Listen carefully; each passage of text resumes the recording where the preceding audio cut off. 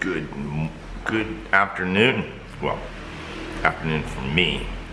I'm going to do a little bit more of a serious video, somber and serious and heartfelt, because it's about a project that's near and dear to my heart. A month or so ago, I created a GoFundMe for the family of my girlfriend out in the provinces, and I've explained all of that in blog posts. The quick and dirty of that is that I came here in early 2020, January 2020, right at the advent of COVID. I had a good nest egg, and I had vacation rentals and I have them in Cabo San Lucas, and they're high-end vacation rentals. It's like $3,000 a week to rent, and that was my source of income. You know, little speckles of other income sources here and there, but that was it. You know, COVID happened. I was up north in Chiang Mai at the time, and I, by May, made my way down with the girl to her family in Sisaket province. It's out in rice paddies, flatland rice paddies. Beautiful skies, though. It's amazing. I saw they're living in squalor, and I'm like, okay, you know, I'm gonna fix this. Right? And how long can COVID last anyway? Yeah. So I end up in my vacation rental business not making a penny in 18 months. Whereas I used to gross about 120,000 a year and pocket 80 of it. And you know, Thailand is a place where cost of living is 5 to 10 times less, depending on how extravagant you are. And I thought, well, let me just go ahead and build this house. And I built it for cash. About 50,000. You can build a nice house here for 50,000 bucks. And I saved money by, you know, having grown up in construction. And construction for a home is pretty similar, even though you use different materials. Here, it's not wood. It's concrete and steel and tile, and out there in the villages, everybody has to be a jack of all trades. That's what they, you know, if there's construction work, they do construction work. When it's growing season for cassavas and rice, that's what they're doing.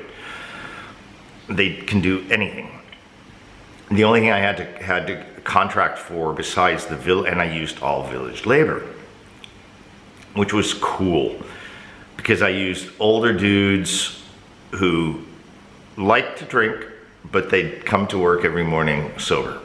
I had 3 to 4 typically on site, and I paid them above the going rate plus a sit-down lunch every day, and sometimes they're invited to dinner too, and also a bottle of Thai whiskey called Lao Khao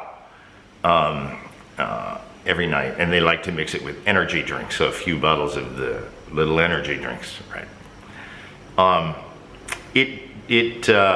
It made me sort of somewhat of a hero in the village, and got it done. I sourced all the materials myself, so I would go out to the local vendors, and either, if it was like tile and stuff, I just plop it in the back of the car and bring it home. But if it was like rebar and bags of concrete and concrete block and steel panels for roofs and stuff like that, then, you know, the truck would bring it out and deliver it. It's a glorious thing I did. Really,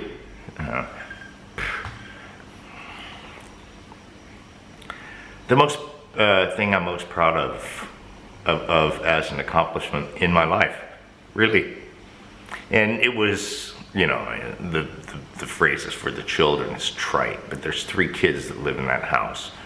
5 5-year-old, or now 6 Ninja, and when I got there it was 9 and 11-year-old Wasabi and Chili. These are nicknames, by the way,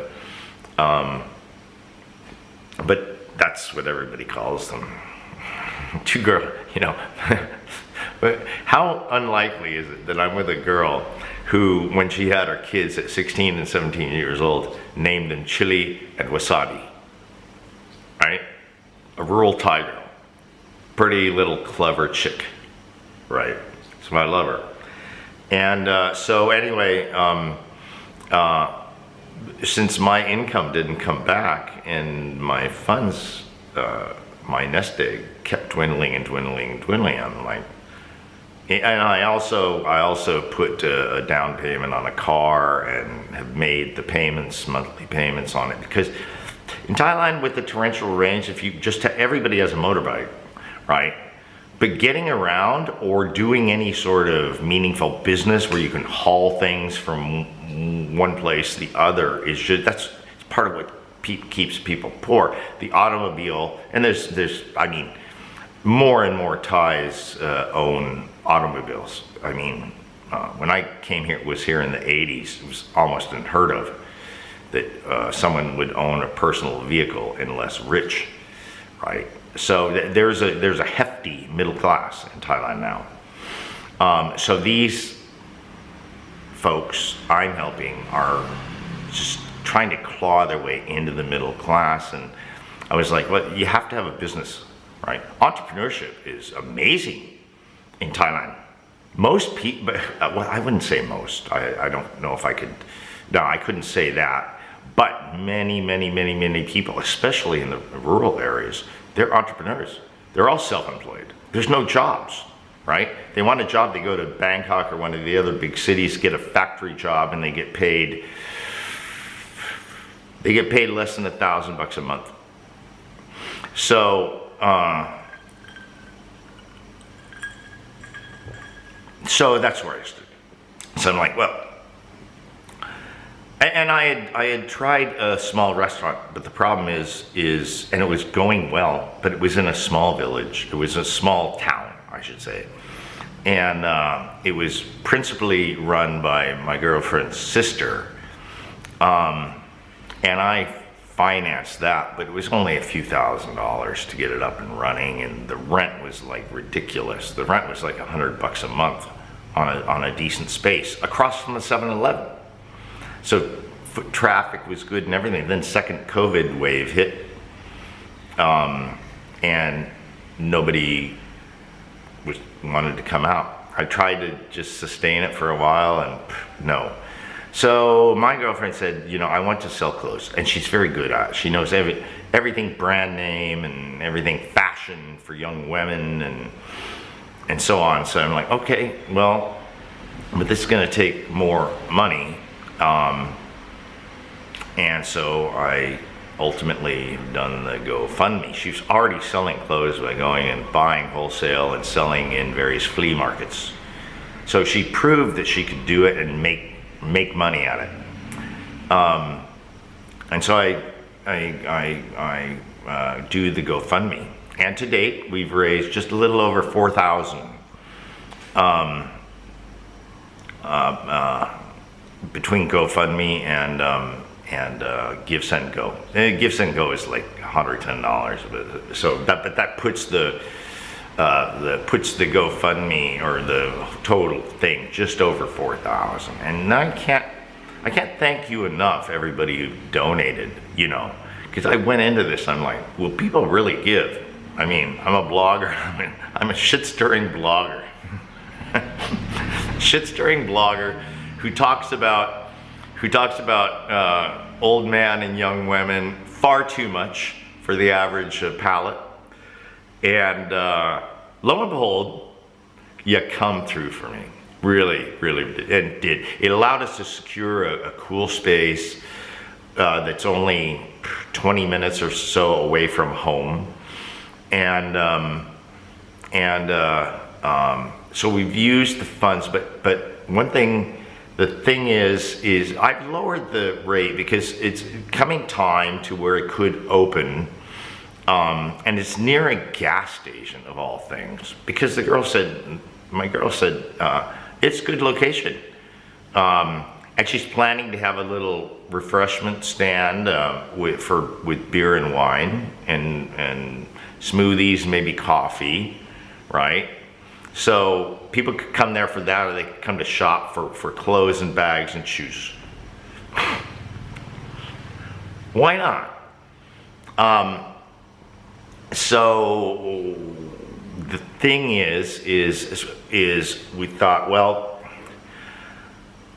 you got to open it good, and she's still rolling her money in buying and selling in the flea markets and everything. So this is kind of separate.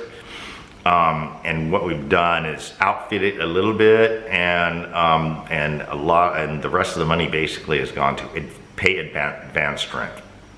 Because if you open and you fail, you don't want to be on the hook for rent, lease payments. It's a 1-year lease. So we prepaid at 6 months of that.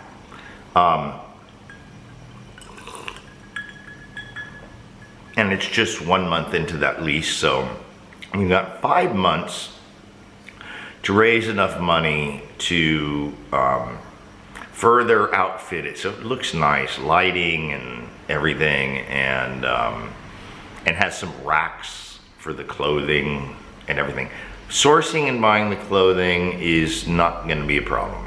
It's going to be better and better wholesale, and the bigger buys we can make, the lower the wholesale price and the bigger the profit you can make. In general, you can make 2 to 3 times your wholesale cost, right? So you buy it for $100, you sell it for 300 baht, which is in US dollars, it's about $3, and selling it for $10. So, or, you know, $7 to $10. So here's the thing. When I look at the donations, I see like about 70 people, 70 wonderful, big-hearted, gracious people have donated $4,000. That's impressive. So like about, averages out $60 a head, really, and many donors in the $100 range. One donor in the 500s. One donor gave 500. And but what I still have not been able to do is like the true crowdfunding idea, where hundreds of people or thousands of people give 5, 10, 15, 20 bucks. Have not been able to do that. Yes, a few. A few do that because I made previous calls towards this goal, because it makes it so easy. It's like we're done. I mean, the average, I'm getting average now 200 or so, 200, 300 watches on my video. If everyone who watched this video, 300, you know, 10 bucks each, $3,000. Boom. Almost doubles what we've already done. Easy, fast, right? I don't know why I can't get it done. It's not much money. It really isn't, you know. And 20 bucks each still isn't that much money, really. I don't know what I can do to ask or say. You know, every time I do one of these, I get like 2 or 3 pops for 10 bucks, but it's not like, folks, go out, just go out and do it. Like, it's no big deal. It ain't gonna hurt you. You're gonna help me. You're gonna help the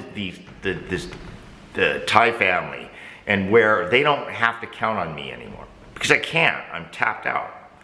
And after everything I've spent, but getting them just that level of self-sufficiency, where they have a store, a shop. They like to say shop when they're talking English. A shop that does this, it's just going to it's going to, it's not about relieving me of responsibility. I will always interject my responsibility. It is about ensuring it for them, which is the most important thing for me. For Chili, well, for Yui, for her daughters, Chili and Wasabi, for Ma, which her name is John, and for her sister Noon, and her little boy Ninja. Come on, do it. Come on, just right now. Don't say, okay, I'm gonna do that, do it. I'm gonna do that, I'll do that, I'll do it. No, right now. Links will be in the description, or you'll hit the blog post when I put this on video. Do it now. Thank you.